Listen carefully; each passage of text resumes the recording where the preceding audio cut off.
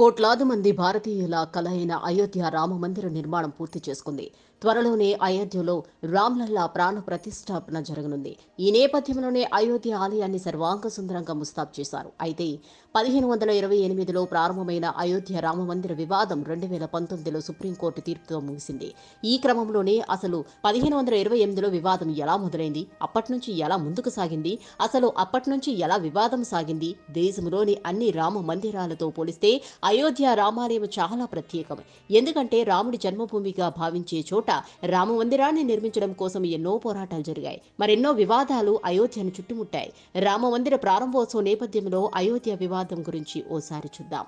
మొఘలుల పరిపాలన కాలంలో 1528లో అయోధ్యలో బాబ్రీ మసీదు నిర్మాణానికి అప్పటి చక్రవర్తి బాబర్ పాలనలో కమాండర్గా ఉన్న మీర్ భకీ ఆదేశాలు జారీ చేశారు. అయితే బాబ్రీ మసీదు నిర్మించిన చోటే శ్రీరాముడి జన్మస్థలం అని చెబుతూ ఉంటారు. అయితే 1843 నుంచి 1949 వరకు మసీదు చుట్టూ అనేక వివాదాలు నెలకొన్నాయి. మతపరంగా కూడా ఎన్నో ఘర్షణలు కూడా చోటు చేసుకున్నాయి. 1853, 1859లో ఘర్షణలు తారాస్థాయికి చేరాయి. దీంతో అప్పుడు ఉన్న బ్రిటిష్ ప్రభుత్వం అయోధ్యలో ఉన్న వివాదాస్పద భూమి చుట్టూ కంచెలు ఏర్పాటు చేసింది. మసీదు లోపలి భాగంలో ముస్లింలు, బయటి భాగంలో హిందువులు ప్రార్థనలు చేసుకుంటూ అనుమతినిచ్చింది. ఇక భారతదేశానికి స్వాతంత్ర్యం తర్వాత 1949 సెప్టెంబర్ 23వ తేదీన అయోధ్య వివాదం మరోసారి తారాస్థాయికి చేరుకుంది. మసీదు లోపల శ్రీరాముడి విగ్రహాలను గుర్తించినట్లు హిందువులు చెప్పడం అప్పట్లో సంచలనంగా మారింది. శ్రీరాముడే సాక్షాత్కరించాడని హిందువులు ప్రచారం చేశారు. అప్పుడు మత ఘర్షణలు జరుగుతాయేమోనన్న భావనతో మసీదు లోపల నుంచి విగ్రహాలను తొలగించాలని అప్పటి ఉత్తరప్రదేశ్ ప్రభుత్వం ఆదేశాలు జారీ చేసింది. మతపరమైన మనోభావాలు దెబ్బతింటే ఏర్పడే హింసను నియంత్రించడం కష్టమంటూ రాముడి విగ్రహాలను మసీదు లోపల నుంచి తీయలేమని అప్పటి జిల్లా మెజిస్ట్రేట్ కె నాయర్ చెప్పారు. ఇక 1950లో ఫరీదాబాద్ సివిల్ కోర్టులో 2 పిటిషన్లు దాఖలయ్యాయి. వివాదాస్పద భూమిలో రాముడికి పూజలు చేసేందుకు అనుమతి ఇవ్వాలని ఆయా వ్యాజ్యాల్లో పిటిషనర్లు పేర్కొన్నారు. 1961లో మసీదులోని విగ్రహాలు తొలగించి వివాదాస్పద భూమిని తమకు అప్పగించాలని కోరుతూ ఉత్తరప్రదేశ్ సున్నీ వక్ఫ్ బోర్డు కోర్టులోని పిటిషన్ దాఖలు చేసింది. 1986లో ఉమేష్ చంద్ర పాండే వేసిన పిటిషన్ ఆధారంగా వివాదాస్పద భూమికి ఉన్న తాళాలను తీసేసి హిందువులు ప్రార్థనలు చేసుకోవచ్చని తెలిపారు.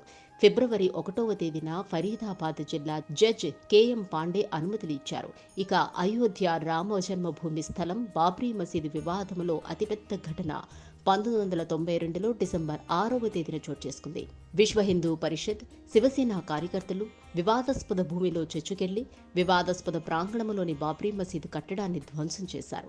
ఈ ఘటన దేశవ్యాప్తంగా సంచలనం రేపింది. ఆ తర్వాత దేశవ్యాప్తంగా అనేక చోట్ల మత ఘర్షణలు చోటు చేసుకోగా వేలాది మంది ప్రాణాలు కోల్పోయారు. ఇక ఆ ఘటన తర్వాత 2002లో హిందూ కార్యకర్తలే లక్ష్యంగా గుజరాత్లో గోధ్రా అల్లర్లు జరిగాయి. అనంతరం నెలకొన్న హింసాత్మక ఘటనలో 2000 మంది ప్రాణాలు కోల్పోయారు. ఆ తర్వాత 2010లో వివాదాస్పద భూమిని 3 భాగాలుగా విభజిస్తూ అలహాబాద్ హైకోర్టు కీలక తీర్పు వెలువరించింది. సున్నీ వక్ఫ్ బోర్డు రామ్లల్లా విరాజ్మాన్ నిర్మోహి అఖారాలకు పంచుతూ నిర్ణయం తీసుకుంది. దీన్ని సుప్రీంకోర్టులో సవాల్ చేయగా అలహాబాద్ హైకోర్టు ఇచ్చిన తీర్పుపై 2011లో సుప్రీంలో స్టే విధించింది. ఇక 2011 నుంచి 2016 వరకు అయోధ్య వివాదం చుట్టూ సుప్రీంకోర్టులో అనేక మార్లు విచారణ జరిగింది. చివరగా 2017లో అవుట్ ఆఫ్ కోర్టు సెటిల్మెంట్ కోసం సుప్రీంకోర్టు పిలుపునిచ్చింది. అదే సమయంలో అనేక మంది రాజకీయ నేతలపై క్రిమినల్ అభియోగాలు మోపింది. మధ్యవర్తిత్వంతో అయోధ్య వివాదాస్పద భూమికి పరిష్కారం కోసం 8 వారాల గడువు ఇస్తున్నట్లు 2019 మార్చి 8వ తేదీన సుప్రీంకోర్టు ప్రకటించింది. అయితే ఈ మధ్యవర్తిత్వం ద్వారా ఎలాంటి పరిష్కారం లభించలేదని 2019 ఆగస్టు 2వ తేదీన సుప్రీంకోర్టుకు మీడియేషన్ ప్యానెల్ నివేదిక అందించింది. దీంతో అప్పటి నుంచి అయోధ్య బాబ్రీ మసీదు వివాదంపై సుప్రీంకోర్టు రోజువారీ విచారణ చేపట్టింది. 2019 ఆగస్టు 16వ తేదీన అయోధ్య వివాదంపై తీర్పును రిజర్వ్లో ఉంచింది. 2019 నవంబర్ 9వ తేదీన 5 సభ్యులతో కూడిన సుప్రీంకోర్టు ధర్మాసనం అయోధ్య వివాదాస్పద భూమిపై చారిత్రక తీర్పును వెలువరించింది. 2.77 ఎకరాల వివాదాస్పద భూమిని రామ మందిర నిర్మాణానికి అప్పగిస్తూ సంచలన తీర్పునిచ్చింది. మరో 5 ఎకరాలను మసీదు నిర్మాణానికి కేటాయించింది. ఆ తీర్పుతో దేశవ్యాప్తంగా హిందువులు సంబరాలు చేసుకున్నారు.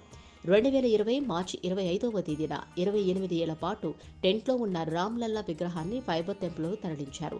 2020 ఆగస్టు 5వ తేదీన అయోధ్యలో రామమందిర నిర్మాణానికి ప్రధానమంత్రి నరేంద్ర మోదీ శంకుస్థాపన చేశారు. 2024 జనవరి నాటికి రామమందిర ప్రారంభోత్సవానికి శరవేగంగా పనులు జరిగాయి. వేలాది మందికి ఆహ్వాన పత్రికలు అందాయి. ఈ క్రమంలోనే జనవరి 22వ తేదీన అయోధ్యలో అంగరంగ వైభవంగా శ్రీ రామమందిర ప్రారంభోత్సవం జరగనుంది. Please subscribe Pragna Media. Please like, share, subscribe to Pragna Media. Pragna Media, please do like, share and subscribe. Please subscribe to Pragna Media. Please like, share and comment if you like the video. Pragna Media.